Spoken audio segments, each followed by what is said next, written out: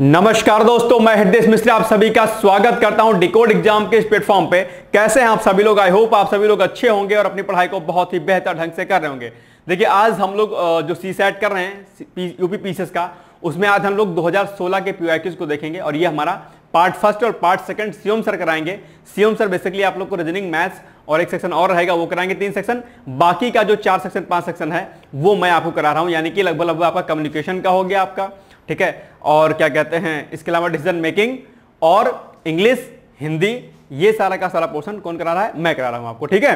तो आइए हम लोग बिना देरी के सेशन को स्टार्ट करते हैं। और उसके पहले छोटी सी रिक्वेस्ट कि प्लीज आप लोग वीडियो को ज्यादा से ज्यादा शेयर कर दें और ध्यान रखना कि सीसेट जो पीसीएस का है वो क्या है, महत्वपूर्ण है। मैं हर क्लास में आपको यही बताता हूं कि सीसेट पीवाईक्यूज का जो है बहुत इंपॉर्टेंट है और उसमें जो कम्युनिकेशन का जो आपका चैप्टर है, संप्रेषण जिसको हम लोग कहते हैं, वो बहुत महत्वपूर्ण है। हालांकि संप्रेषण आपको बहुत टफ लगता होगा, लेकिन ऐसा नहीं है। संप्रेषण दरअसल क्या होता है, बहुत ही व्यवहारिक है। अगर आप उस पर थोड़ा सा फोकस करोगे, अगर व्यवहारिक होकर के उस पर आप जो है सोचोगे, थिंकिंग करोगे, तो आप ही पाओगे कि आप उसका उत्तर बिना पढ़े जो है क्या कहते हैं उसको टिक कर सकते हो, ठीक है। हालांकि पढ़ के जाना, ऐसा नहीं कि नहीं पढ़ के जाना, पढ़ के जाना, लेकिन ऐसा नहीं है कि उसके क्वेश्चन इतने टफ होते हैं कि आप नहीं कर पाओगे। अभी आप मैं एग्जांपल देता हूं, अभी यहां पर क्वेश्चन दिए गए 2016 के, आप उनको देखोगे और आप लग जाएगा आपको आइडिया। हाँ, कुछ एक प्रश्न ऐसे होंगे जो आपको लगेगा यार बहुत टफ है, नहीं कर पाएंगे, और वो कम्युनिकेशन जो पढ़ते हैं प्रॉपर वो भी नहीं कर पाते हैं, क्योंकि कुछ क्वेश्चन कम्युनिकेशन के बहुत टफ आ जाते हैं, वो नहीं कर पाओगे आप। लेकिन अधिकतर क्वेश्चन पे आप क्या काम करोगे कि हो जाएगा। इसके अलावा जो इंग्लिश और हिंदी का जो पैसेज होता है उसको आप कर सकते हैं। 5-5 क्वेश्चन आते हैं पैसेज से, 5 क्वेश्चन हिंदी के पैसेज से और 5 क्वेश्चन आपके इंग्लिश के पैसेज से, तो 5-5 10 क्वेश्चन, 10 क्वेश्चन आपके ये हो गए। और लगभग 18 से 20 प्रश्न जो है आपके नॉर्मल हिंदी के रहते हैं, ठीक है, 15 ही मान लीजिए। तो आप समझ लो कि 10 क्वेश्चन वो हो गए, 15 हिंदी का हो गया, 10-12 क्वेश्चन, 15 क्वेश्चन जो है इधर का आपका कम्युनिकेशन और जो है डिसीजन मेकिंग का हो गया। तो अपने आप में 50-55 क्वेश्चन इसी से हो जाते हैं लगभग। इतना जो है आप अगर कर लेंगे तो आपका काम बन जाएगा, ठीक है। यानी कि जो पोर्शन मैं करा रहा हूं, अगर आप इतने ही पोर्शन को अगर आप फोकस कर लोगे, यकीन मानिएगा आपका सिलेक्शन हो जाएगा, यानी कि सीसेट नहीं रुकेगा आपका, ठीक है। तो आइए बिना देरी के हम लोग सेशन को स्टार्ट करते हैं और देखते हैं कि पहला प्रश्न हमारा क्या है, ठीक है। इंटरपर्सनल कम्युनिकेशन का है ये क्वेश्चन, ठीक है। कोई अधिकारी मीटिंग के दौरान अपनी लेखनी, ठीक है, लेखनी मेज पर पटक कर प्रकट करता है। क्या प्रकट करता है? क्रोध को, थकावट को, अरुचि के, उलझन को। देखो अभी कंफ्यूजिंग वाला क्वेश्चन है, लेकिन अगर आप कम्युनिकेशन स्किल्स में अगर आप इसको पढ़ोगे, ठीक है, इंटरपर्सनल कम्युनिकेशन में, तो इसे बेसिकली क्या कहा जाएगा? इसे कहा जाएगा कि वो क्रोधित व्यक्ति है, वो क्रोधित है, ठीक है। मैं पढ़ा रहा हूं और लेखनी को अपने टेबल पर मैंने पटक दिया, दैट मीन्स कि मैं क्या हूं? गुस्सा हूं। ध्यान रखना इस बात का, ठीक है। ये थकावट से नहीं होगा, अरुचि से नहीं होगा, उलझन से नहीं होगा, क्रोध से होगा। इसका रीजन क्या होगा? क्रोध होगा, नाराजगी आएगी, गुस्सा आएगा, ठीक है। चलो सॉरी, नेक्स्ट है, अधोलिखित में से किस प्रकार के संप्रेषण में नेतृत्व भूमिकाओं की उत्पत्ति सर्वप्रथम होती है? तो जो नेतृत्व भूमिकाओं की उत्पत्ति सर्वप्रथम होती है बेसिकली वो जो होती है वो होती है आपका ऑप्शन नंबर बी में, यानी कि स्मॉल ग्रुप जो कम्युनिकेशन होता है। क्या? स्मॉल ग्रुप कम्युनिकेशन, यानी कि बी ऑप्शन, यानी कि लघु समूह संप्रेषण। इसमें बेसिकली क्या होता है कि नेतृत्व भूमिकाओं की उत्पत्ति होती है। जब स्मॉल कम्युनिकेशन ग्रुप होगा वहां पर, तो नेतृत्व क्षमता जो है ज्यादा विकसित वहां पर होगी और आप प्रॉपर तरीके से अपना नेतृत्व कर पाओगे अगर स्मॉल ग्रुप कम्युनिकेशन अगर होगा तो। यानी कि क्या? यानी कि small group communication, that means B is the right answer. इसको ध्यान रखिएगा, ठीक है। यह प्रश्न आप एग्जाम में पूछ सकता है। नेक्स्ट है, किसी व्यक्ति में दूसरों के साथ काम करने का सर्वाधिक महत्वपूर्ण अंतर्वैयक्तिक कौशल क्या है? वो आपकी क्वालिफिकेशन एबिलिटी होती है। क्या होती है? एबिलिटी, यानी कि योग्यता। पूछा है कि किसी व्यक्ति में दूसरे के साथ काम करने का सर्वाधिक महत्वपूर्ण अंतर्वैयक्तिक कौशल कौन सा है? इंटरपर्सनल जो है स्किल कौन सा है? तो वो आपकी एबिलिटी होती है। अगर आपके भीतर एबिलिटी नहीं होगी तो आप इसको नहीं कर पाओगे। Ability is most important thing, ठीक है, फॉर इंटरपर्सनल स्किल्स। इसलिए इसका ऑप्शन डी हो जाएगा राइट, ठीक है। अब ये सब चीजें रटने वाली हैं, इसमें कुछ बहुत ज्यादा समझाने की आवश्यकता नहीं है। तो इतना ध्यान रखना कि अगर आपके भीतर एबिलिटी है तो क्या होगा, फिर किसी व्यक्ति में दूसरों के साथ काम करने का जो इंटरपर्सनल स्किल होगा वो क्या होगा? डेवलप रहेगा, ठीक। चलो नेक्स्ट है, अपने सहकर्मियों के साथ वार्तालाप के दौरान साधारणतया आप क्या रहते हैं? गंभीर रहते हैं या मुस्कुराते हैं या उनके विचारों के समर्थन में मुस्कुराते हैं या सही समय पर मुस्कुराते हैं? तो इसका ऑप्शन नंबर डी हो जाएगा सही। यानी कि सही समय पर आप मुस्कुराते हैं। आप किसी से कम्युनिकेट कर रहे हो, अपने फ्रेंड से बात कर रहे हो, ठीक है, वो क्या है, वो प्रेषक है और आप क्या हो, ग्रहीता हो, यानी कि आप सुन रहे हो उनकी बातों को, तो आप बीच बीच में क्या करोगे, मुस्कुराओगे उसकी बातों पर। ये नहीं कि दिन भर दांत निकाल हंसते रहोगे, ही या, ऐसे तो नहीं करोगे ना कि भाई मतलब जब मन में आए तब हंसने लगे। उसकी जो बातें अगर आपकी समझ में आएंगी, कुछ अच्छी बातें बोलेगा तो आप मुस्कुराओगे, यानी कि समय समय पर, टाइम टू टाइम। ये नहीं कि कभी भी हंसने लग गया पागल, तो पागल घोषित कर दिया जाओगे, मारेगा 2 चपेटा और आपको कह रहा बताओ मैं तो बोल रहा हूं, बकबक कर रहा हूं, तुम हंसे जा रहे हो यार, हद कर दी, है ना। तो यानी कि आप जो है, जब क्या क्वेश्चन पूछा है कि अपने सहकर्मियों के साथ, आपका कोई भी दोस्त यार है, आप उससे वार्तालाप कर रहे हो, यानी कि बातचीत कर रहे हो, कन्वर्सेशन कर रहे हो, उसके दौरान साधारणतः आप सही समय पर मुस्कुराते हैं। गलत समय पर मुस्कुरा दीजिएगा तो मारेगा एक रैपेट खींच के, कहेगा ऐसे काहे मुस्कुरा रहे हो, है ना। तो ऐसे नहीं मुस्कुराना है आपको, टाइम टू टाइम मुस्कुराना है भाई साहब, ठीक। और कई बार आप लोग मार खा भी जाते हो कि दोस्तों से, ठीक है, बहुत पीटते हैं दोस्त, दुष्ट प्रवृत्ति के जो होते हैं ना, बहुत मारते हैं, ठीक है। तो बाकी ये नहीं गंभीर रहते हैं, ऐसा भी नहीं है। तुम बहुत शांत रहोगे, अपने सहकर्मी से बात कर रहे हो, एकदम शांत हो, एकदम से बिल्कुल समाधि जैसे बैठे हो, जैसे समाधि स्थल बैठते हैं, तब भी मारेगा तुमको एक रैपेट कर, बताओ यार मैं बोल रहा हूं, तो मुझे लग रहा है कि तुम अनशन पे बैठे हो, ऐसा भी नहीं होगा। मुस्कुराते रहते हो, हमेशा मुस्कुराते रहोगे तो भी मारे जाओगे, बोले यार हमें मतलब ऐवी भी तो मुस्कुरा रहे हो भाई, है ना। और तीसरा, उनके विचारों के समर्थन भी मुस्कुराते हैं, ऐसा भी नहीं होता है। आप टाइम टू टाइम समर्थन पे आप मुस्कुराते हो, समर्थन पे आप हाँ या ना कहते हो, है ना। आपसे पूछेगा कि क्या आप मेरी बातों का समर्थन करते, तो आप कहोगे हाँ या ना, मुस्कुराओगे नहीं, ठीक है। मुस्कुराओगे कब, टाइम टू टाइम पर मुस्कुराओगे, जब आप जो है क्या होगा, सही समय पर मुस्कुराते हैं, यानी कि जब कुछ ऐसी बात बोलेगा आपका सहकर्मी, तब आप मुस्कुराओगे, अदरवाइज ऐसे मुस्कुराओगे नहीं, ठीक है। चलो आगे बढ़ते हैं। नेक्स्ट है, संचार का वह साधन जो बहुत सारे आदाताओं को एक स्रोत से एक साथ सूचना प्रसारित करता है, क्या कहलाता है, यह कहलाता है बेसिकली मास कम्युनिकेशन। क्या कहलाएगा, मास कम्युनिकेशन। और मास कम्युनिकेशन को हिंदी में क्या बोलते हैं भाई साहब, जन संप्रेषण बोलते हैं, जिसका ऑप्शन नंबर बी आपका क्या हो जाएगा, राइट। यानी कि संचार का वह साधन, यानी कि वह वे, वह रास्ता, ठीक है, जो बहुत सारे आदाताओं को एक स्रोत से एक साथ सूचना प्रसारित करता है, क्या कहलाएगा, मास कम्युनिकेशन कहलाएगा, यानी कि बृहत लेवल पर कम्युनिकेशन कहलाएगा, जन संप्रेषण को कहा जाता है। रट लेना है, डेफिनेशन अपने कॉपी में तुरंत नोट डाउन कर लेना है, ठीक है। अब ये याद रटने वाली चीजें हैं, ठीक है, तो इसको नोट करके और इसको कि जन संप्रेषण क्या होता है, इसके साथ इसको डेफिनेशन यहां पर नोट कर लेना, ठीक। हो सकता है प्रश्न दोबारा आपसे पूछ ले आपकी परीक्षा में, याद रखना इसको। चलो नेक्स्ट है, कक्षा में संप्रेषण को सामान्यतः समझा जाता है, क्या समझा जाता है, प्रभावी या संज्ञानात्मक, भावनात्मक, भावात्मक या फिर चयनात्मक। सिंपल सी बात है कि क्लास में जब आप पढ़ते हो तो आप चीजें क्या करते हो, ज्ञान की बातों को सीखते हो। कम्युनिकेशन किसका होता है, ज्ञान का होता है, नॉलेज क्या होता है। प्रेषक वहां पर कौन होता है, अगर आप क्लास में पढ़ रहे हो, ठीक है, आपकी क्लास हो रही है, उस क्लास में जो प्रेषक होगा, वो प्रेषक कौन होगा भाई साहब, प्रेषक आपका क्या होगा, टीचर होगा। कौन होगा, आपका टीचर होगा, ठीक। और एक्सेप्टर यानी कि अगर ग्रहीता की बात की जाए, ठीक है, तो वो कौन होगा, वो आप होगे। कौन होगे, वो आप होगे, यानी कि आप स्टूडेंट हो। तो ये टीचर स्टूडेंट से कैसी बातें करेगा, ज्ञान की बातें करेगा, नॉलेज की बातें करेगा। दैट मीन्स कि इसमें जो ऑप्शन नंबर बी है, यानी कि संज्ञानात्मक, क्या, संज्ञानात्मक, यानी कि ज्ञान की बातें करेगा, इसलिए option number B is the right answer, ठीक है, याद रखना।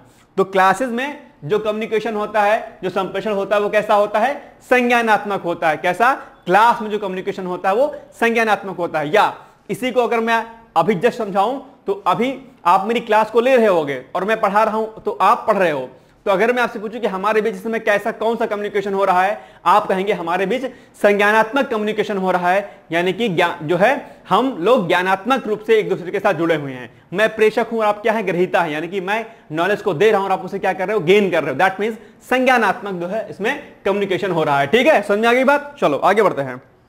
नेक्स्ट है, एक वर्तुल संप्रेषण में संकूटक कूटभंजक हो जाता है जब वहां होता है। देखो ये जो ऑप्शन है, बेसिकली ये ऑप्शन यहां पर फीडबैक का होना चाहिए, लेकिन आयोग ने इसका उत्तर डी माना है, और ये प्रश्न आपके यूजीसी नेट में आया हुआ प्रश्न है। बेसिकली इसका उत्तर फीडबैक होगा, बट फीडबैक नहीं दिया है, तो इसको जो आयोग ने माना है उसको डी माना है, ठीक है। तो आप डी रखिए, फिलहाल इसका राइट आंसर फीडबैक होगा, ठीक है। चलो आगे बढ़ते हैं। नेक्स्ट है, टेलीफोन द्वारा संप्रेषण उदाहरण है किसका था, रेखीय संप्रेषण का, आरेखीय का, ठीक है, या यांत्रिक संप्रेषण का, या वर्तुल संप्रेषण का? तो ये उत्तर हो जाएगा यांत्रिक संप्रेषण का। ठीक है, क्या?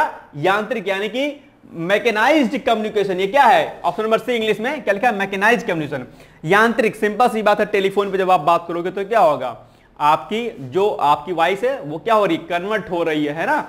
आपके जो ध्वनि तरंगे हैं वो जो आपकी जो आप नॉर्मल जो बोलते हो उसे फिर टेलीफोन जो है क्या करता है? कन्वर्ट करके सामने वाले को देता है एक तरीके से। तो ये यांत्रिक कम्युनिकेशन में आता है। अगर आप टेलीफोन में बात कर रहे हो, फोन पे बात कर रहे हो, या किसी ऐसे गैजेट से बात कर रहे हो जो इलेक्ट्रॉनिक गैजेट्स है, तो उसे क्या बोलेंगे? उसे बेसिकली हम लोग बोलेंगे मैकेनाइज्ड कम्युनिकेशन बोलेंगे। ठीक है, तो ये बात आपको ध्यान रखनी है। ठीक है, चलो, अगर हम नॉर्मली बात कर रहे हैं तो मौखिक कम्युनिकेशन में आएगा, लिखित रहेगा तो लिखित में आएगा। इस तरीके से कम्युनिकेशन होता है अलग अलग। ठीक है, चलो, मौखिक संप्रेषण में सबसे अधिक महत्वपूर्ण होता है कि आप क्या कहते हैं, आप इसे कैसे कहते हैं, आप इसे कहां कहते हैं, और आप इसे कब कहते हैं। इसका सही उत्तर होगा भाई साहब ऑप्शन नंबर क्या? बी, कि मौखिक संप्रेषण यानी कि जो ओरल कम्युनिकेशन होता है, व्हाट मैटर्स मोस्ट इज, ठीक है, मोस्ट इज कि आप इसे कैसे कहते हैं। यानी कि अभी हम लोग क्या कर रहे हैं? मौखिक संप्रेषण कर रहे हैं, आपस में बातचीत कर रहे हैं, हम लोग आपस में पढ़ रहे हैं।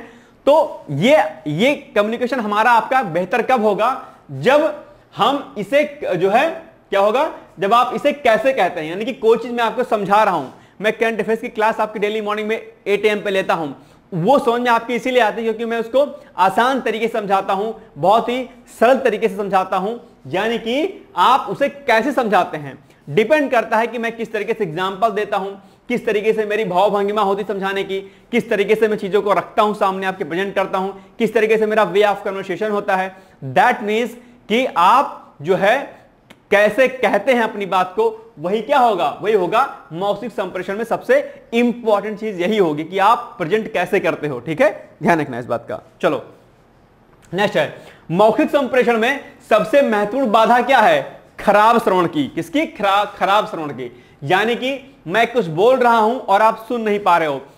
ठीक है, यानी कि सुनने में कुछ प्रॉब्लम हो रही है। अब सुनने प्रॉब्लम हो सकता है आपके स्तर पर हो, या फिर अगर मैं यहां से कोई बात, मैं ए नाम का व्यक्ति हूं, मैं यहां पर बोल रहा हूं, ठीक है, और यहां पर बी आप हैं, यहां पर आप सुन रहे हैं, तो हो सकता है कि आपके इंडिविजुअल स्तर पर क्या हो, कोई समस्या हो आपको सुनने में, या हो सकता है कि जो मैं यहां से बोल रहा हूं आप यहां पे सुन रहे हो, इस बीच में हो सकता है कोई बैरियर्स हो जिसकी वजह से क्या हो, आप तक मेरी वॉइस प्रॉपर, यानी कि आप प्रॉपर तरीके से मेरी बात को सुन नहीं पा रहे हो। तो कहने का मतलब क्या है कि मौखिक संप्रेषण में सबसे महत्वपूर्ण बाधा क्या है? खराब श्रवण की। संप्रेषण की इंग्लिश क्या होती है? कम्युनिकेशन होती है, मतलब बातचीत एक तरीके से। ठीक है, तो भाई सिंपल सी बात है, या तो मेरे जो है कुछ ना कुछ गैजेट्स में कुछ दिक्कत आ जाएगी, या फिर एक तरीके से कुछ बीच में क्या कहते हैं, हो सकता है आपके ही स्तर पर आपका ध्यान कहीं अलग हो, आप ना सुन पा रहे हो, आपका ध्यान हो यार फोन आने वाला है, अच्छा ठीक है टाइम दिया था उससे मिलने जाना है, आप सुन नहीं पा रहे, आप ध्यान आपका भंग है, कहीं आप सुन ही नहीं रहे, इग्नोर कर रहे हो। तो ये सबसे क्या है? बाधा है खराब श्रवण की। आगे बढ़ो, नेक्स्ट है मौखिक संप्रेषण की प्रभावशीलता वक्ता की योग्यता पर निर्भर करती है। ठीक है, कब? जब सरल भाषा प्रयोग की जाए, यानी कि ऑप्शन नंबर ए। सिंपल सी बात है कि अगर मैं कुछ मौखिक कम्युनिकेशन आपसे कर रहा हूं, मैं बहुत टफ लैंग्वेज में अगर मैं आपसे बात करूं, बहुत कठिन शब्दों में बात करूं, तो शायद मेरी बात आपको समझ में ना आए। मेरी बात आपके समझ में तभी आएगी जब मैं क्या कहते हैं बहुत ही इजी लैंग्वेज में, बहुत ही सरल भाषा में, सरल शब्दों का प्रयोग करके मैं अपनी बात को रखूंगा, तो चीजें क्या होंगी? आपकी समझ में ज्यादा आएंगी। मैं एकदम से कठिन कठिन शब्दों का प्रयोग करूं, इंग्लिश की बहुत टफ टर्मिनोलॉजी का इस्तेमाल करूं, नहीं समझ में आएगा भाई साहब आपको। इसलिए जो ओरल कम्युनिकेशन होता है वो बेहतर तभी होता है जब जो प्रेषक होता है, यानी कि जो वक्ता होता है, वो सरल और आसान भाषा में अपनी बात को रखे, तो वो कम्युनिकेशन क्या होगा? प्रॉपर तरीके से बढ़िया माना जाएगा। ठीक है, चलो आगे बढ़ते हैं हम लोग। नेक्स्ट है अपने सहयोगियों एवं अधीनस्थों के बीच संवाद स्थापित करने का सर्वोत्तम विकल्प क्या है? तो वो हो जाएगा भाई साहब आपका अनौपचारिक अंतः संचार, यानी कि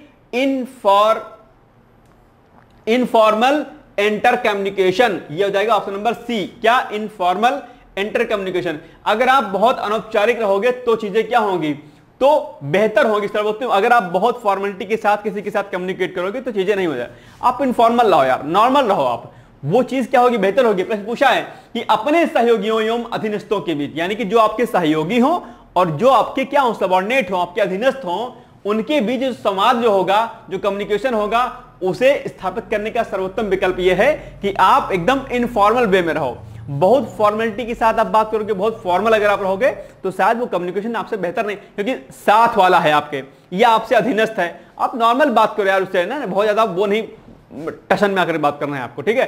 तो अगर आप इनफॉर्मल रहते हो और वैसा अगर बातचीत करते हो तो चीजें बेहतर होंगी, ठीक है। यानी कि अनौपचारिक अंतः संचार जो है होना चाहिए अपने सहयोगियों एवं अधीनस्थों के बीच, अगर संवाद अगर आपको स्थापित करना है तो। नेक्स्ट है, अब डिसीजन मेकिंग पे हम लोग आ गए, निर्णय क्षमता पे। प्रश्न है कि आपका एक वरिष्ठ अधिकारी आपको पसंद नहीं करता है। अब देखो ये सब प्रश्न ऐसे हैं आपके डिसीजन मेकिंग के कि आपको डिसीजन लेना है। अब इसमें बहुत टफ कोई चीज नहीं है, आप आसानी से कर सकते हैं इन प्रश्नों को, ठीक है। प्रश्न क्या है कि आपका एक वरिष्ठ अधिकारी आपको पसंद नहीं करता है, इससे आपका कार्य प्रभावित होता है, आप इस स्थिति को किस प्रकार संभालेंगे। पहला ऑप्शन है आपके सामने कि उससे उच्चतर अधिकारी से शिकायत करके, नहीं ऐसा नहीं करेंगे आप, ठीक है। निजी तौर पर एकांत में उससे बात करके, ऐसा भी नहीं करेंगे आप, ठीक है। उसकी अनदेखी करके अपने कार्य पर ध्यान देकर, सिंपल सी बात है। अगर ऐसी कंडीशन आपके पास है, यानी कि अगर आपका एक कोई वरिष्ठ अधिकारी है और आपको पसंद नहीं करता है, इससे आपका कार्य प्रभावित होता है, तो आप क्या काम करेंगे, उसको इग्नोर मारिए और अपने कार्य पर क्या करिए, ध्यान दीजिए। सिंपल सी बात है, कोई पसंद करे या ना करे क्या फर्क पड़ता है यार, दिमाग काहे लगाना बिना मतलब के। शिकायत भी क्यों करना यार, ऑफिस में हो आप, वो आपसे बड़ा अधिकारी है, शिकायत करोगे तो भी प्रॉब्लम होगी। इससे बेस्ट ऑप्शन क्या है, इग्नोर मारो। ध्यान रखना ये बात आपके रियल जीवन में भी, यानी कि वास्तविक जीवन में भी यही चीज जो है फॉलो करनी चाहिए। यानी कि अगर आप इस समय तैयारी कर रहे होंगे, बहुत सारे लोग आपको टीका टिप्पणी आप पर करते होंगे। अगर आप फीमेल होंगी तो आपके लिए शादी के लिए बहुत लोग कहते होंगे, आपके रिलेटिव, खासकर बाहर वाला नहीं, रिलेटिव आपके, खासकर चाचा चाची, बुआ फूफा ताऊ ताई, ये सब हाथ धो के पीछे पड़ी होंगे आपके, बिटिया शादी कर लो, है ना, बिटिया शादी कर लो, नहीं तो ये होगा। और एक सगुफा और देते हैं, आजकल तो बेबी प्लान वाली बात करने लगते हैं, ऐसा हो जाएगा तब ऐसा हो जाएगा। भाई साहब कुछ नहीं होता है, ठीक है। आप पहले अपने लक्ष्य को जो है निर्धारित करिए, उस पर काम करिए, उसके बाद। तो अगर कोई ऐसा कोई शादी विवाह के लिए कोई टिक्का टिप्पणी करता है आप पर, फीमेल्स पर खासकर, या लड़कों पर कोई जॉब को लेकर कोई प्रेशर करता है, या कहता है कहते दिन तुम तैयारी कर रहे तो नहीं हुआ, कुछ मत करना, कुछ बोलना नहीं, इग्नोर मारना। इग्नोर मारना, जिस दिन आपने चीजों को सीख लिया ना भाई साहब, हमेशा खुश रहोगे। एक चीज, अगर आप एक्सपेक्टेशंस नहीं करते हैं किसी से तो खुश रहेंगे, और दूसरा जो है इग्नोर मारते हैं आप किसी को, भाड़ में जाओ, कोई समस्या नहीं अपन को, अपन तो पढ़ेंगे, दिल खोल के पढ़ेंगे, सिलेक्शन लेना है, जिद है मेरी, बस बात खत्म। तुम्हें लगता है कि 4 साल से हम तैयारी कर रहे हैं, कोई बात नहीं, हमारा समय आएगा, कोई समस्या नहीं है, बहुत जल्दी जो है संघर्ष जो है बीत जाता है। मेरा भी हाल ही में फ्रेंड है, उत्तराखंड पीसीएस में उसका सिलेक्शन हो गया। हम लोग जो है दिल्ली में एक कोचिंग में जो है ऑप्शनल करते थे हिंदी लिटरेचर, और फिर वो क्या कहते हैं घर चला गया था। तो जब घर चला गया दिल्ली छोड़ करके, तो उसके लोगों ने कहा कि यार मतलब तुम घर चले आए, लोग तैयारी करते हैं दिल्ली में, ये है वो है, लेकिन उसने सबको इग्नोर मारा। उसने कहा नहीं, उसने कहा यार दिल्ली में क्यों रहे फालतू में, जब कोचिंग खत्म हो गई, सारी चीज खत्म हो गई, तो फालतू में पैसा क्यों बैठ करना, गली गली घूमना तो है नहीं, चाय सुट्टा तो पीना नहीं है कि जाके क्या कहते हैं मुखर्जी नगर की गलियों में सुट्टा मारना है, ऐसा तो करना नहीं था उसे। जो सिंसियर बच्चे होते हैं वो 2 ही काम करते हैं, या तो दिल्ली में रह करके ही अपने आप को पैक करके पढ़ाई करते हैं, या फिर कोचिंग खत्म होने के बाद सीधे घर जाते हैं, घर पर अगर माहौल बढ़िया होता है वहीं पे तैयारी करते हैं, फिर अगल बगल वाला आजू बाजू जो कहना है कहे। उसने क्या किया, उसने सभी को इग्नोर मारा, अपनी तैयारी बेहतर ढंग से की, और उत्तराखंड पीसीएस में जो है वो सेलेक्ट हो गया, एसडीएम बन गया। तो मेरा साथी पढ़ता था, हम लोग साथ में रहते थे, लेकिन उसने चीजों को इग्नोर किया, उसने परेशान वो नहीं हुआ, है ना। हम लोग, मुझे लग रहा है शायद 2019 के आसपास हम लोग जो है कोचिंग ऑप्शनल की कर रहे थे, लॉकडाउन के पहले की बात है ये, ठीक है। और उसने जो है सब कुछ बहुत बढ़िया तरीके से उसने किया। तो ऐसा नहीं कि नहीं चीजें हो पाती हैं, आप बस इग्नोर मारिए, आराम से हो जाता है, कोई दिक्कत नहीं होती है, ठीक है। ऐसे 1-2 फ्रेंड और हैं, ठीक है, जिनका सिलेक्शन हुआ, सब अच्छे थे, लेकिन सबने इग्नोर किया, ठीक है। आगे बढ़ो, तो ये option number C is the right answer. Now next, आपका अधीनस्थ छुट्टी चाहता है, क्या है, आपका अधीनस्थ छुट्टी चाहता है, पर उसकी अनुपस्थिति में आपके कार्यालय का काम क्या होगा, प्रभावित होगा, क्योंकि वह उस काम के लिए मुख्य व्यक्ति है। आपको चाहिए कि क्या चाहिए, आपको चाहिए कि उसके मामले को अपने उच्च वरिष्ठ को जो है मतलब भेजें या संदर्भित कर दें, या छुट्टी मंजूर कर दें, या दूसरे व्यक्ति को उसका काम करने को कहें, या उससे मिलें, छुट्टी के कारण के बारे में चर्चा करें और उसकी उपस्थिति की आवश्यकता के लिए उसे मनाने का प्रयास करें।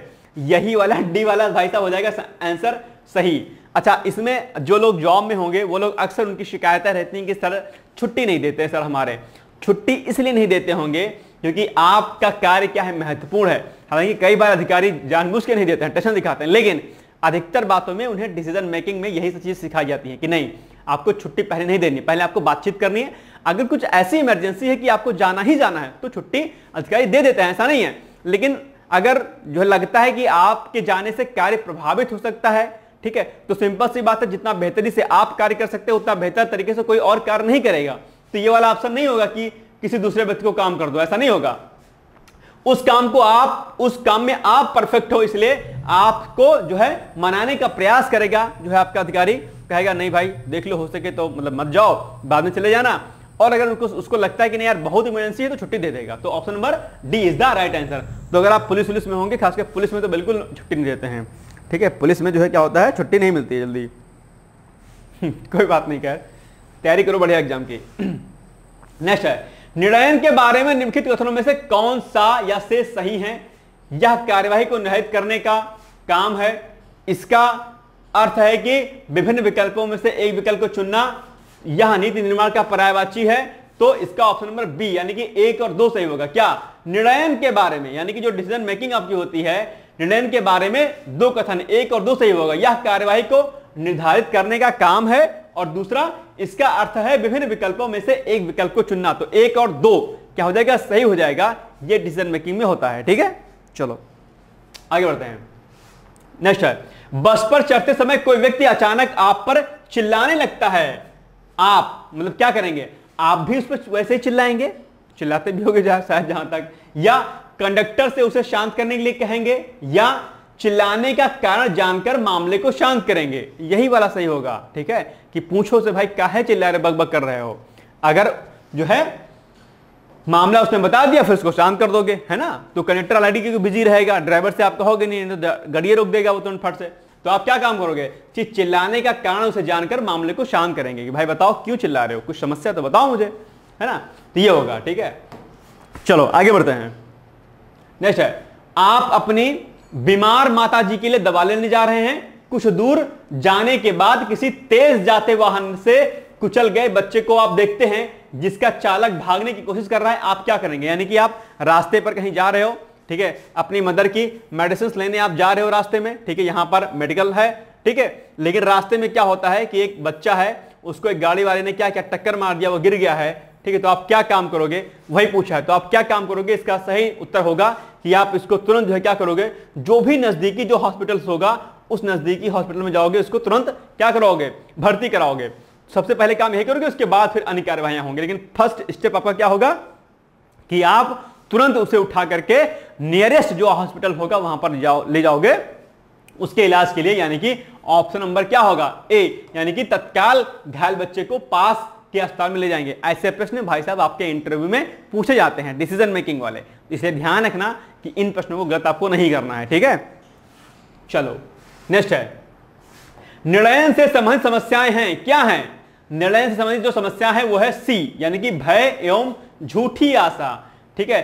फियर एंड फॉल्स होप्स जो होती है वो डिसीजन में क्या होती है, वो गलत होती है। Problems connected with the decision making are, यानी कि निर्णय में ये समस्याएं आती हैं, क्यों सी है, इसको नहीं करना चाहिए, भय एवं झूठी आशा, इट्स वेरी रॉन्ग वे, ठीक है, याद रखना है इसको।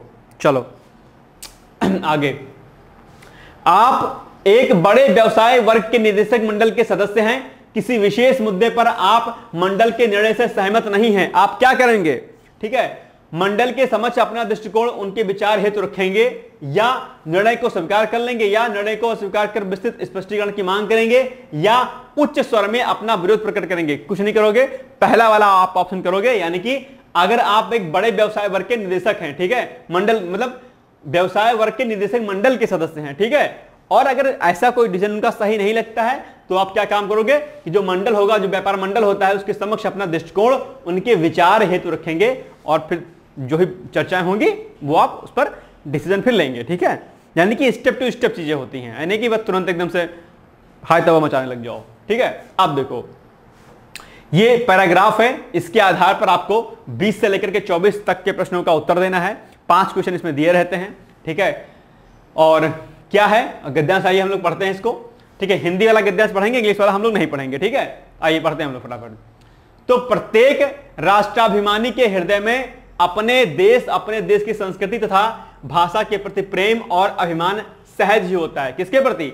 अपनी भाषा के प्रति और जो है प्रेम और अभिमान सहज होता है, यानी कि अपनी संस्कृति और भाषा, दो चीजों पर खासकर, ठीक।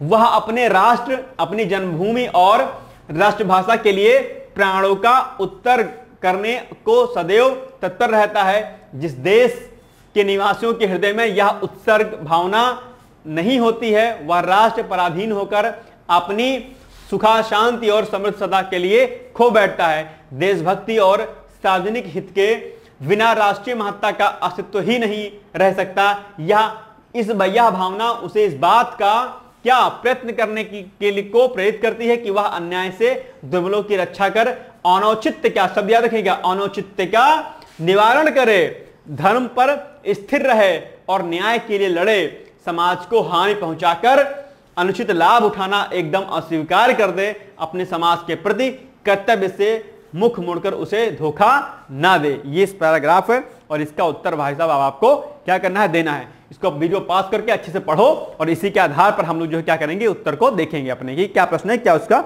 उत्तर होगा, ठीक है। बार बार मैं पैराग्राफ नहीं देखूंगा, आप लोग एक बार नोट कर लो, हम 10 प्रश्न और इसके उत्तर देखेंगे, ठीक है। देखो, प्रत्येक राष्ट्राभिमानी के हृदय में अभिमान होता है, किस लिए? देश की भाषा के लिए। अभी तो हमने पढ़ा यहां पर, देखो क्या, देखो यहां पर हमने पढ़ा था, कहां पर, ठीक है, यहीं पर कहीं था कि अपने देश की संस्कृति तथा भाषा। देखा कहां गया भाई साहब, अरे भैया जी कितने चले गए। ये देखो, ये भाषा है ना कि ये संस्कृति तथा भाषा के प्रति प्रेम और अभिमान सहज ही होता है। सिंपल सी बात है। तो ऑप्शन नंबर क्या हो जाएगा, सी इज द राइट आंसर। क्या? सी। चलो आगे बढ़ो। नेक्स्ट है, देशभक्ति प्रेरित करती है, किसके लिए? अनौचित्य का निवारण करने के लिए। लास्ट 3 लाइंस हमने पढ़ी थी, तो इसका ऑप्शन नंबर ए हो जाएगा। क्या? कि देशभक्ति प्रेरित करती है अनौचित्य का निवारण करने के लिए। ये पैराग्राफ में ही क्या था, मेंशन था अपने आप में, ठीक। नेक्स्ट है, गद्यांश में किस शब्द का प्रयोग नहीं है? तो उत्सर्ग का भी है, भक्ति का भी है, हानि का भी है, लेकिन अधर्म शब्द का कहीं भी इस्तेमाल नहीं किया गया है। आप इस पूरे पैराग्राफ को अगर पढ़ोगे, ठीक है, तो पूरे पैराग्राफ में आप अधर्म शब्द को कहीं भी नहीं पाओगे। तो वही इसका क्या हो जाएगा भाई साहब, आंसर हो जाएगा, यानी कि option number B is the right answer. यानी कि अधर्म शब्द का प्रयोग पूरे पैराग्राफ में यानी पूरे गद्यांश में नहीं किया गया है। नेक्स्ट है, पराधीन राष्ट्र खो बैठता है, कब? अपनी समृद्धि खो बैठता है, अपनी समृद्धि, ठीक है, अपनी समृद्धि सुख और शांति को खो बैठता है। कौन? पराधीन राष्ट्र जो होता है वो अपनी समृद्धि सुख शांति सब खो बैठता है, ठीक है। तो option number A is the right answer. Next है, गद्यांश का सही शीर्षक क्या है भाई साहब? राष्ट्रीय महत्व या राष्ट्राभिमान, राष्ट्र के प्रति कर्तव्य या राष्ट्र की सुख शांति। तो इसका सही शीर्षक बेसिकली राष्ट्राभिमान होगा, यानी कि हमें अपने राष्ट्र पर अभिमान होता है, उसकी भाषा पर, उसकी संस्कृति पर, उसकी परंपराओं पर, इन पर सब पर क्या रहता है, प्राउड रहता है, ठीक। नेक्स्ट है, अब आगे बढ़ जाओ, गद्यांश के क्वेश्चन खत्म हो गए। ऐषणा का अर्थ क्या है? ऐषणा का अर्थ क्या होता है? बहुत आसान है। ऐषणा का अर्थ बेसिकली अभिलाषा होता है। अभिलाषा मतलब आपकी इच्छा, आप इसको इच्छा बोल सकते हो, इसमें आगे भी लिख सकते हो क्या कि इच्छा, क्या? इच्छा, या इच्छा के साथ में मनोकामना, क्या? मनोकामना भी आप यहां पर लिख सकते हो, ठीक है। तो ये सब क्या हो जाएगी, ये सब ऐषणा का क्या है, अर्थ है, ठीक है, याद रखना है इसको। चलो आगे बढ़ते हैं। नेक्स्ट है, अधोलिखित में से कौन सा युग्म विशेषण नहीं है? कौन सा विशेषण नहीं भाई साहब, बताओ फटाफट आप लोग, इसका सही उत्तर मुझे बताओ जल्दी जल्दी। तो ये जो डी वाला ऑप्शन है, राम और लक्ष्मण, ये क्या है, ये युग्म जो है आपका विशेषण नहीं है, बाकी का है, ठीक है। तो option number D is the right answer, ठीक। आगे बढ़ो। और विशेषण क्या होते हैं भाई साहब, मुझे कमेंट करके फटाफट बताओ, क्योंकि पहले ही या शायद दूसरी क्लास में हमने आपको विशेषण के बारे में, संज्ञा के बारे में, सर्वनाम के बारे में, तीनों के बारे में हमने आपको ऑलरेडी शायद बताया हुआ था। तो मुझे बताओ कि विशेषण क्या होते हैं। नेक्स्ट है, अधोलिखित में से कौन सा शब्द तत्सम नहीं है? ठीक है, तस्कर, ध्यान, बोध या हाथ। तो सिंपल सी बात है भाई साहब, देख करके ही लग रहा होगा कि जो हाथ है ये तत्सम नहीं है। हाथ क्या है? तद्धो है, और इसका तत्सम क्या हो जाएगा? हस्त हो जाएगा। क्या हो जाएगा? हस्त हो जाएगा। ठीक है, और तत्सम जानते हैं जो संस्कृत का मूल रूप होता है वो तत्सम होता है। तद्धो कहीं ना कहीं हिंदी का शब्द होता है, या जो है अलग से निकला हुआ शब्द होता है, मतलब अपभ्रंश टाइप का होता है। ठीक है, तो ये तस्कर, ध्यान, बोध क्या है? ये सब तद्भव है, बाकी तत्सम है, और ये क्या है? ये तद्भव है। ठीक है, ये तत्सम है सारे। ये क्या है? तत्सम है, और ये क्या था? तद्भव था। तो ये तद्भव अगर है तो इसका तत्सम क्या होगा? हस्त होगा। ठीक, चलो आगे बढ़ते हैं। दैवयज्ञ, दैवयज्ञ का अर्थ क्या है? देवता या ज्योतिषी या किन्नर या गंधर्व। तो दैवयज्ञ का जो अर्थ होता है भाई साहब वो क्या होता है? बताओ, दैवयज्ञ का अर्थ क्या होता है? होता है, इसका अर्थ होता है भाग्य जानने वाला। क्या? इसका अर्थ जो होता है भाग्य जानने वाला। और भाग्य जानने वाला कौन होता है? क्या बोलते हैं उसको?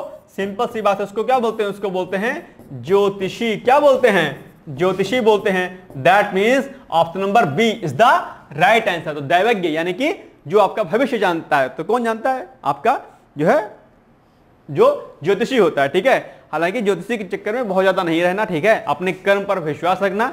बहुत विश्वास से आप किसी ज्योतिषी के पास जा सकते हैं, आपको विश्वास मिलेगा, लेकिन कोशिश करना कि जो है अपने कर्मों पर ज्यादा विश्वास करना, बजाय किसी के पास जाकर के अपना हाथ दिखाओ। ठीक है, इस बात का ध्यान रखना।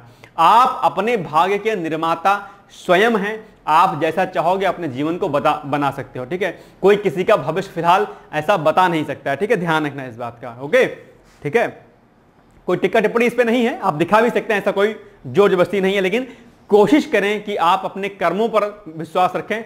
जब लगे कि यार कुछ भी नहीं हो रहा है, तब आप किसी भी ज्योतिषी के पास जा सकते हैं, कोई समस्या नहीं, लेकिन जहां तक हो सके आप अपने ऊपर भरोसा रखें। नहीं तो फिर क्या होगा? आप परेशान होगे, सामने वाला फिर कंट्रोल करेगा आप, और फिर आप कंट्रोल में रह जाओगे। ठीक है, ध्यान रखना इस बात का। भविष्य सिर्फ एक ही व्यक्ति जानता है आपका, और वो है आपका ईश्वर। ध्यान रखना, उस ईश्वर के सिवाय आपका भविष्य कोई नहीं बता सकता है। या आप डिसाइड कर सकते हो कि आपको क्या बनना है, क्या जो है चुनना है अपनी जिंदगी में, या वो ईश्वर जानता है कि आपको क्या उसे करवाना है। ठीक है, इसके अलावा दुनिया में कोई सत्ता ऐसे नहीं है जो आपके भविष्य को बता सके। ठीक है, ध्यान रखना, पढ़े लिखे और बुद्धिमान रहना। ठीक है, चलो आगे। चिरंतन का सही विलोम शब्द क्या है? चिरंतन का बहुत आसान है, कई बार आपके एग्जाम में पूछा गया भाई साहब। चिरंतन का विलोम क्या है? नश्वर हो जाएगा। और अचर का क्या हो जाएगा? चर हो जाएगा। अचेतन का विलोम चेतन। अचेतन का विलोम क्या? चेतन हो जाएगा। ठीक, और इसका अचर का चर हो जाएगा, और चिरंतन का नश्वर हो जाएगा। ठीक है, पता ही होगा आपको। आगे बढ़ो।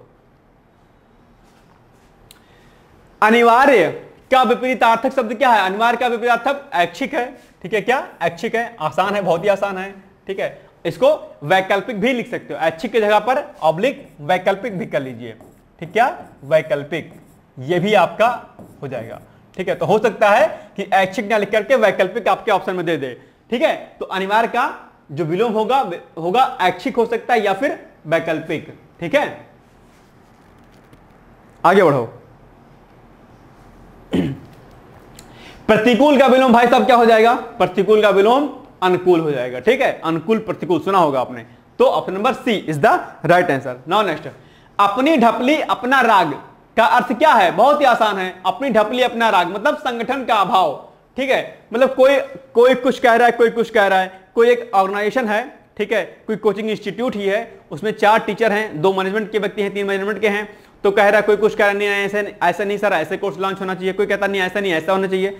तो कहीं ना कहीं अपनी ढपली अपना राग मतलब अपनी अपनी बातें रख रहे हैं। संगठन नहीं है कि सब लोग मिलकर एक किसी मुद्दे पर बातचीत करें और कहे कि नहीं भाई ठीक है। ठीक है, आप कोई संगठन है, ठीक है, यहां पर 4 लोग बैठे हैं अलग अलग। ठीक है, तो कोई कहते हैं कि नहीं मेरी बात मानी जाएगी, कोई कहता है नहीं मेरी बात, कोई कहता नहीं मेरी बात है। लेकिन होना क्या चाहिए कि सभी लोग किसी एक बात पर आपस में बैठ करके बातचीत करें और सहमत हो, यानी कि संगठित रूप से बातें करें। लेकिन संगठन का अभाव होता है कब? जब अपनी ढपली अपना राग जैसा जो व्यवहार होता है लोगों का। आगे, अधोलिखित में शुद्ध वर्तनी वाला शब्द कौन सा है, बताओ भाई साहब। तो ये हो जाएगा, इसमें से ये भी अशुद्ध है, ये भी अशुद्ध है, ये भी अशुद्ध है, तो शुद्ध कौन सा है? अधोलिखित में शुद्ध वर्तनी वाला शब्द रचयिता है, और ये अनुग्रहित लिखा है। इसकी शुद्ध वर्तनी क्या होगी? इसकी शुद्ध वर्तनी होगी भाई साहब अनुगृहीत होगी। क्या? अनुगृहीत होगी इसकी। और आहार का आहार होता है। क्या? आहार होता है। और ये इसका क्या हो जाएगा? इसका हो जाएगा कुछ इस तरह का सृष्टा। क्या? सृष्टा। ये हो जाएगा इसका शुद्ध। ठीक है? क्या? सृष्टा। याद रखना है इसको। ठीक है? ये सृष्टा लिखा है, इसका होगा सृष्टा होगा। ठीक है? याद रखना है। कई बार ये आप जो क्या करते हैं, गलत करके भाई साहब चले आते, तो इसलिए आपको याद रहना चाहिए। ठीक है? चलो आगे बढ़े।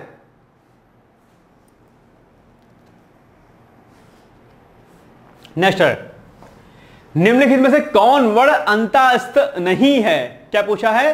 अंतास्त नहीं है। तो सबसे पहले तो आपको यह पता होना चाहिए कि अंतास्त में व्यंजनों में कौन कौन से आते हैं। तो अंतास्त जो व्यंजन होते हैं बेसिकली कौन कौन से आएंगे? वो आपके हो जाएंगे या, रा, ला, वा। क्या? जो अंतास्त होते हैं वो क्या होंगे? या, रा, ला और वा, कौमा। या, रा, ला, वा। तो या है, रा है, ला नहीं है, वा है। इसमें ला भी ऐड कर दीजिएगा। तो लेकिन ये हा है, हा इसमें क्या सम्मिलित है? अंतास्त में नहीं है, तो ये हा नहीं होगा। यानी कि निम्नलिखित में से कौन वर्ण अंतास्त नहीं है? तो हा नहीं है, बाकी या भी है, रा भी है, वा भी है, और एक वर्ण इसमें और आता है, ला भी आता है। ठीक है? चलो, तो फिर आप कहेंगे कि फिर हा क्या है? तो हा है भाई साहब, क्या है? ऊष्म व्यंजन है। क्या है? जो हा है वो क्या है? ऊष्म व्यंजन है। तो आप यहां पर तुरंत क्या लिख लीजिए? ऊष्म व्यंजन को भी लिख लीजिए। क्या? कि ऊष्म जो व्यंजन होते हैं उसमें कौन कौन से शब्द आएंगे? तो ऊष्म व्यंजन में आपके आ जाएंगे सा, क्या? स, श, स और हा। और अंतास्त में क्या आ जाएंगे? इसको भी नोट कर लीजिएगा आप। ठीक है?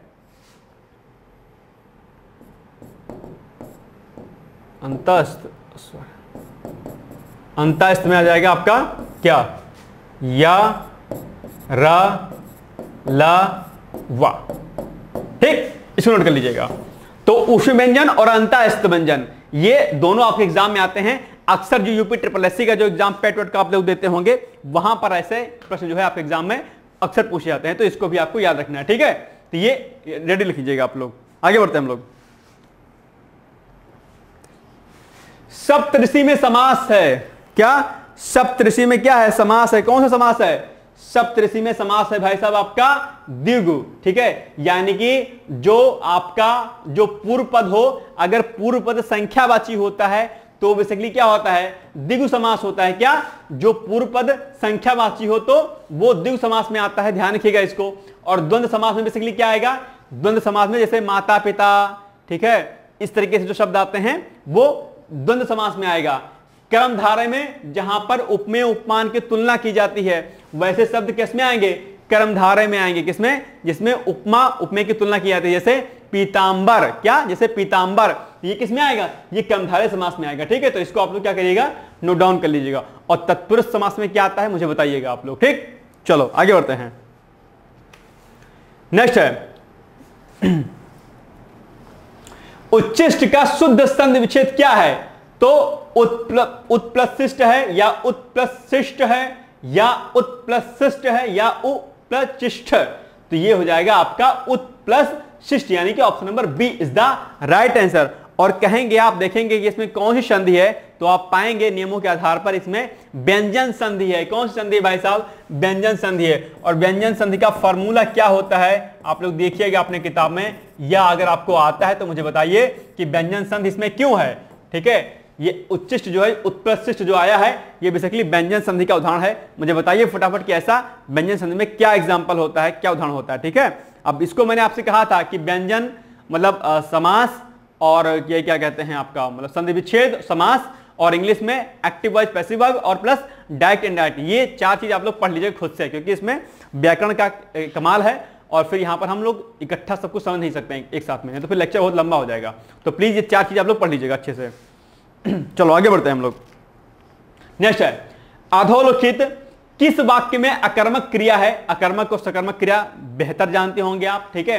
तो अगर आप देखेंगे तो इसमें जो ऑप्शन नंबर सी आप देख पाएंगे, श्याम सोता है। जो सोना वर्ड है बेसिकली, सोना वाला गोल्ड वाला नहीं, सोना जो सोता है एक व्यक्ति, ये बेसिकली अकर्मक क्रिया के अंतर्गत आती है, ठीक है। किसके अंतर्गत आती है? अकर्मक क्रिया के अंदर आती है, यानी कि option number C is the right answer. और सकर्मक और अकर्मक क्रिया का एक क्वेश्चन आप देख पा रहे होंगे कि ये पूछता सीसेट में। तो अकर्मक और सकर्मक क्रियाएं डिटेल्स में क्या होती है पढ़ लीजिएगा, ठीक है। क्या देखिएगा, यानी कि कोई इस पर, यानी कि जो करता है बेसिकली इस पर उसके कर्म का कोई विशेष प्रभाव नहीं पड़ता है, ठीक है, ध्यान रखिएगा। तो श्याम सोता है, यानी अकर्मक क्रिया में यही होता है बेसिकली। नेक्स्ट है, आग का पर्यायवाची शब्द नहीं है। कौन सा आग का पर्याय? अनल भी आग का पर्यायवाची है भाई साहब, पावक भी है, ठीक है, कृषाणु भी है, लेकिन व्योम नहीं है। व्योम किसका पर्यायवाची है? व्योम बेसिकली जो है आपका किसका पर्यायवाची है?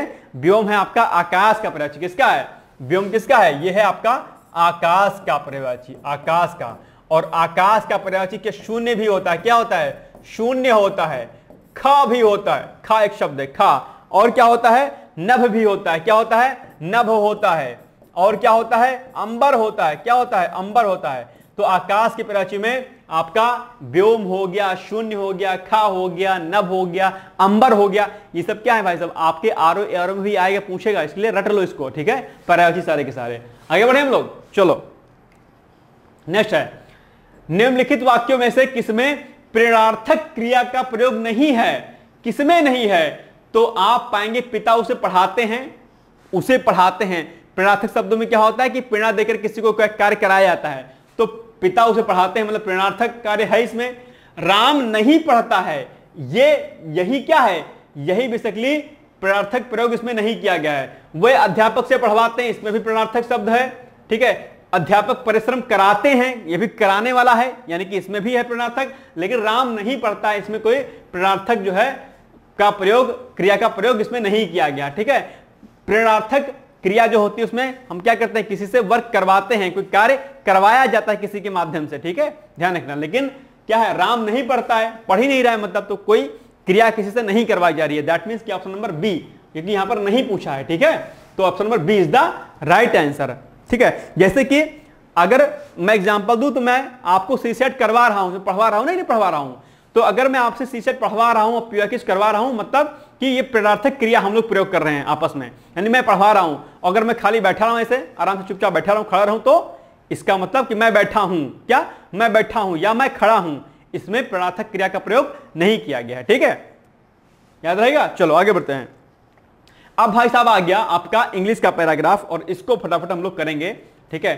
तो इसको मैं पढ़ूंगा नहीं तो बहुत टाइम लंबा लगेगा। इस पर एक बार आप लोग इसको अच्छे से पढ़ लीजिएगा, ठीक है। पॉज करके वीडियो हम इसके प्रश्नों को देखेंगे। 5 प्रश्न इसमें से करने हैं हमको, 40, 41, 42, 43 और 44, 40 से लेकर के 44 तक के प्रश्नों को हम लोग देखेंगे, ठीक है। तो इसको एक बार आप पढ़ लीजिएगा क्या कैसे है। अब ये पैराग्राफ वही लोग कर पाएंगे जिसकी इंग्लिश अच्छी होती है, ठीक है। तो हिंदी माध्यम के अभ्यर्थी बहुत ज्यादा फोकस अगर कर पाएंगे, इंग्लिश तो आनी चाहिए वैसे आपको, कर ले जाएंगे तो ठीक है। इनकेस नहीं कर पाते तो बाकी का सेक्शन आप लोग कर लीजिएगा, ठीक है। चलो आइए देखते हैं हम लोग। पहला है हमारे पास question, how must be approach the manner sort of books, ठीक है। तो इसका उत्तर क्या हो जाएगा? They are to be to read by deeply and exact made of them by others, ठीक है। इसका सही उत्तर बेसिकली यही हो जाएगा, ऑप्शन नंबर बी हो जाएगा, ठीक है। How must be approach the manner sort of books, यानी कि they are to be read by duty and extract made of them by others, ठीक। चलो नेक्स्ट है, जहां पर लगेगा समझाने वाला समझा देंगे, ठीक है। बाकी आप लोग इंग्लिश है तो आप लोग करते रहो ऐसे ही। What should be the real object of reading, ठीक है। तो इसका उत्तर क्या हो जाएगा? द वेग एंड कंसीडर। 41 नंबर क्या हो जाएगा बताओ फटाफट। यानी कि जो पठन का जो वास्तविक उद्देश्य है वो क्या हो जाएगा? विचार एवं मूल्यांकन, ठीक है। What should be the real object of reading, ठीक है। तो B to weigh and consider, यानी कि option number B is the right answer. यानी कि जो क्या होगा, पठन का जो वास्तविक उद्देश्य है वो क्या है? विचार एवं क्या मूल्यांकन, क्या विचार एवं मूल्यांकन। Option number B is the right answer. Now next, if a man reads very little what must be pretend. ठीक है, क्या होगा इसका, बताओ फटाफट भैया, इसका आंसर क्या हो जाएगा? तो इसका आंसर हो जाएगा he must pretend to know a lot, यानी कि अगर कोई कम पढ़ा है तो अपने आप को क्या प्रिटेंड करेगा, वो प्रिटेंड करेगा अपने आप को क्या मतलब शो करेगा, वो करेगा कि he must pretend to know a lot, यानी कि वो बहुत जानता है, उसे बहुत जानकारी है। He must pretend to know a lot, यानी कि उसे बहुत जानकारी है, वो ऐसा प्रिटेंड करेगा, ऐसा दिखावा करेगा। ठीक है, अगर कोई कम पढ़ा लिखा है तो प्रश्न वही पूछा है, if a man reads very little, यानी कि वो कम पढ़ा है तो क्या पूछा है, व्हाट मस्ट ही प्रिटेंड, यानी कि अगर वो कम पढ़ा है तो क्या प्रिटेंड करेगा, तो प्रिटेंड करेगा कि he must pretend to know a lot, यानी कि वो बहुत जानता है, उसे बहुत जानकारी है। ठीक है, according to paragraph. Okay, now next चलिए, what is the main by conference, यानी कि जो कॉन्फ्रेंस होती है उसका उस पैराग्राफ के अकॉर्डिंग क्या उसका मीनिंग है, तो इसका हो जाएगा ऑप्शन नंबर ए, यानी कि a meeting where conversation is important, यानी कि जो है क्या होता है कॉन्फ्रेंस में, क्या है, एक ऐसी मीटिंग हो रही है जहां पर बातचीत बहुत महत्वपूर्ण हो रही है, या कन्वर्सेशन इज इंपॉर्टेंट, यानी कि जो भी कॉन्फ्रेंस है उस कॉन्फ्रेंस में क्या है, बातचीत महत्वपूर्ण हो रही है। और कॉन्फ्रेंस वगैरह आप जानती होंगे, सिंपल सी बात है, आप इसको तो वैसे भी बिना पैराग्राफ पढ़े भी आप इसको बता सकते थे। ठीक है, चलो आगे बढ़ते हैं हम लोगों। नेक्स्ट है, what does some books are to be tested mean, यानी कि अगर कुछ बुक्स टेस्टेड करना है तो उसका मतलब क्या होगा, तो उसका मतलब हो जाएगा आपका ऑप्शन नंबर क्या, D, to be read only in parts, यानी कि उसके कुछ पार्ट्स को आप पढ़ सकते हैं। ठीक है, तो आपको एक आइडिया लग जाएगा, to be read only in parts. Okay, यानी कि कुछ भाग को रीड कर लीजिए। नेक्स्ट है, which of the following is correctly punctuated. ठीक है, तो Rama received a fountain pen, Hari a watch, यानी कि जो इसमें क्या है, आपको बेसिकली आपको बताना है कि कहां पर जो है क्या होगा, विराम चिन्हों का प्रयोग किया जाएगा। ठीक है, तो अगर आप इस पूरे शब्द को, Rama received a fountain pen, Hari a watch, इसको आपको लगाना है कहां कहां पर जो है लगेगा चीजें आपकी। ठीक है, कॉमा विराम वगैरह। तो आप इसको देखेंगे ऑप्शन को सही से, तो आप देखेंगे ऑप्शन नंबर सी, यानी कि Rama received a foundation pen, फिर देखो इस तरीके से चिन्ह लग जाएगा यहां पर कॉमा ए वॉच। ठीक, ये और ये हो जाएगा यहां पर फुल स्टॉप। ठीक है, यहां पर फुल स्टॉप, यहां पर फुल स्टॉप लगता भूल गया था। ठीक है, यानी कि ऑप्शन नंबर क्या हो जाएगा, सी। अब देखो ये सब आप चीजें तब कर पाओगे आपको इंग्लिश ग्रामर की नॉलेज होगी, इसलिए ग्रामर की बेसिक जो पकड़ है वो आप लोग प्लीज, जैसे आप जो क्या कंजक्शन होते हैं वो क्या होते हैं, हेल्पिंग वर्ब क्या होते हैं, ठीक है, नाउन क्या होती हैं, एडवर्ब क्या होते हैं, इसको आप बेसिकली एक बार पढ़ लो। ठीक है, आइडिया एंड फ्रेजेस को कुछ कुछ देख लो, कुछ वर्ड मीनिंग्स याद कर लो। ठीक है, तो आप ये सब करोगे तभी आप कर पाओगे, नहीं तो इंग्लिश पैराग्राफ अगर हिंदी माध्यम के होंगे तो नहीं कर पाएंगे ठीक से। ठीक है, ध्यान रखना। नेक्स्ट है,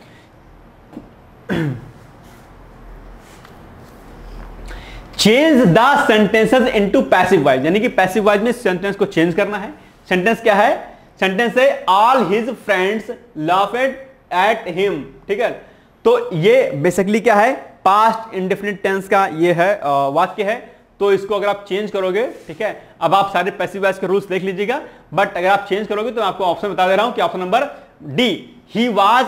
ठीक है, ये यानी कि डी वाला इसका क्या हो जाएगा, ऑप्शन हो जाएगा क्या, सही। तो पैसिव वॉइस में अगर आप चेंज करोगे तो यही हो जाएगा, क्योंकि ये पास्ट इंडेफिनिट टेंस का क्या है, शब्द है, यानी कि वाक्य था ये। चलो 47, fill in the blank in the given sentences by choosing the correct options, यानी कि जो ये ब्लैंक आप देख रहे हैं चिन्ह, इसमें से निम्नलिखित कौन सा जो है करेक्ट ऑप्शन इसमें से चूज किया जाएगा। तो क्या है, please do not forget to submit your application dot dot dot time. तो अगर आप बाई होगा, ऑफ होगा, इन होगा, विथ होगा, तो इसमें भैया ऑप्शन हो जाएगा सी, यानी कि इन टाइम, क्या इन हो जाएगा। Option number C is the right answer. Okay, now next 48 number question है,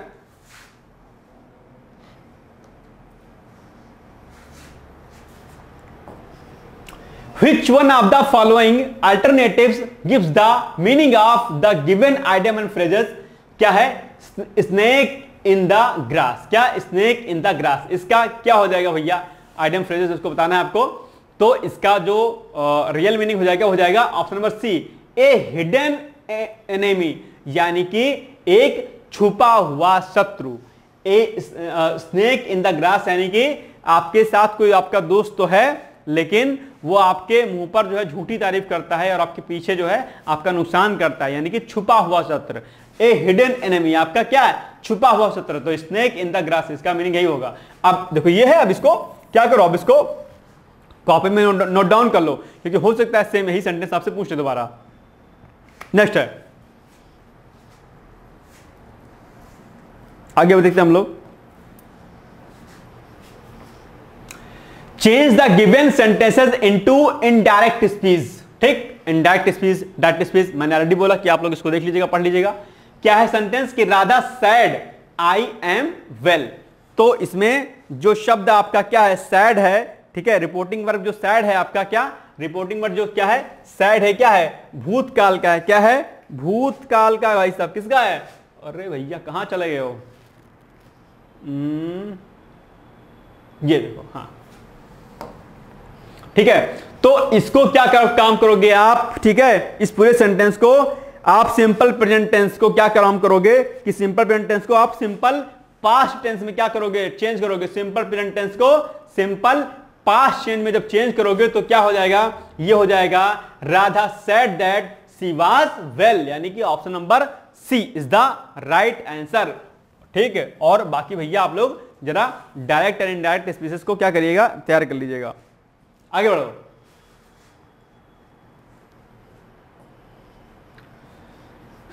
identify the part of speech of the underlined, यानी कि जो ये अंडरलाइंड है, underlined word.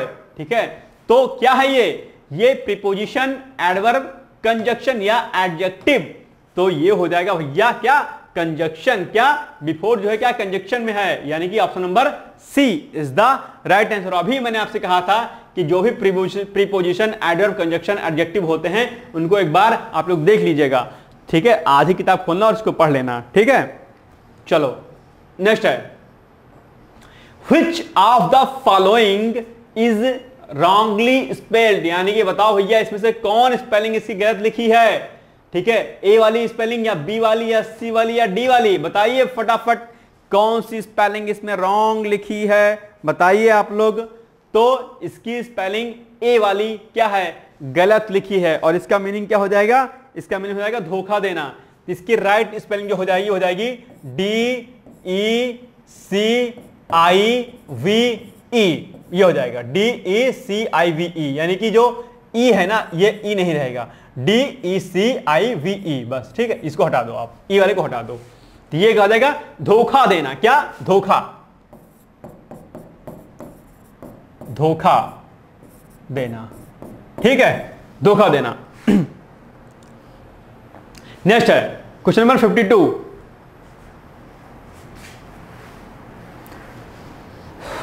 Absence of knowledge stand और फॉर, क्या एब्सेंस ऑफ नॉलेज, यानी कि लैक ऑफ नॉलेज, यानी कि ऑप्शन नंबर ए हो जाएगा। तुरंत आप देखो, अगर इंग्लिश की थोड़ी सी नॉलेज होगी तो आप पाओगे कि absence of knowledge stands for A option, यानी कि इसका मतलब क्या हो जाएगा, लैक ऑफ नॉलेज। इसका मतलब क्या हो जाएगा, लैक ऑफ नॉलेज, यानी कि जिसको क्या बोलेंगे हम लोग, इसको बोलेंगे अज्ञानता। इसको क्या बोलेंगे, इसको बोलते हैं अज्ञानता। क्या, अज्ञानता।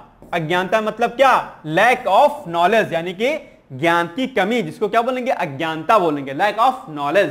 ठीक है, option number A is the right answer. Okay, next है, choose the word opposite in meaning for cheap. Cheap का अपोजिट वर्ड क्या होगा भैया, बताओ फटाफट, बहुत आसान है। तो चीप की हिंदी क्या होती है, चीप की हिंदी होती है सस्ता या सस्ती। ठीक है, सस्ती, और सस्ती इसका महंगा, मतलब विलोम क्या हो जाएगा, महंगा हो जाएगा। और महंगी की इंग्लिश क्या होती है, महंगे की एक्सपेंसिव होती है। क्या होती है, एक्सपेंसिव, यानी कि option number B is the right answer. बहुत आसान सा, कर ले जाते आप। ठीक है, अब देखो ऐसे इंग्लिश के प्रश्न आप आसानी से कर सकते हैं, कोई दिक्कत नहीं है। ठीक है, नेक्स्ट है, transform the following sentences, you are as a big fool as a donkey. तो ट्रांसफॉर्म इस सेंटेंस को आपको पूरा करना है। तो ट्रांसफॉर्म करने पर जो है आप क्या पाएंगे कि जो आपका ऑप्शन नंबर क्या हो जाएगा, डी है इसमें, a donkey is not a bigger fool than you. क्या? Bigger fool than you. यही क्या हो जाएगा? इसका सही उत्तर हो जाएगा 54 नंबर क्वेश्चन का। ठीक है, तो ये हो गया आज का हमारा क्या, सीसेट। आई होप आपको कुछ चीजें समझ में आई होंगी, नहीं समझ में आई तो कर लीजिएगा, ग्रामर थोड़ा सा आप लोग पढ़ लीजिएगा तो चीजें जल्दी से आसानी से आपको समझ में आ जाएंगे। ठीक है, बाकी अब कम्युनिकेशन वाला और बाकी हिंदी के हमने आपको करा दिया अच्छे तरीके से। ठीक है, तो आप लोग इसी तरीके से करते रहिए। पार्ट सेकंड इसका जो भी क्वेश्चन बचे होंगे मैथ रीजनिंग की, ये सब शिवम सर कराएंगे, पार्ट सेकंड के फॉर्म में ये आएंगे। लेकिन जितना मैं करा रहा हूं भाई साहब, अगर इतना ही कर लोगे, क्योंकि हो सकता है मैथ आपके वीक हो, तो जितना करा रहे हैं उसको उतना कर लेना, प्लस जो रीजनिंग का सेक्शन होगा जो कराएंगे शिवम सर वहां से कर लेना, तो वो भी आपका सारा का सारा क्या हो जाएगा वहां से। ठीक है, चलो फिर हम लोग मिलेंगे अब नेक्स्ट वीडियो में 2017 के PYQs के साथ में। ओके, बाकी डेली मॉर्निंग में मेरी करंट अफेयर्स की क्लास चलती है, आप लोग उसको देख सकते हैं। साथ ही साथ में यूपी पीसीएस क्रैश कोर्स भी चल रहा था, उसकी भी क्लासेस हमने ली हैं। सारा का सारा जो है डिटेलिंग आपके वीडियोस प्लेलिस्ट बनी हुई होगी, आप चाहें तो उसको देख सकते हैं। आपका क्रैश कोर्स के फॉर्म में पीसीएस का वो जो है बहुत अच्छा कंटेंट है, आप उसको देख सकते हैं। वहां पर हमने इकोनॉमिक्स और एनवायरमेंट का सेक्शन पढ़ाया हुआ है आपको, राइट। चलिए फिर मिलते हैं हम लोग अगले वीडियो में, तब तक आप लोग बढ़ते रहिए, मस्त रहिए, all the best. Thank you so much, bye bye, take care.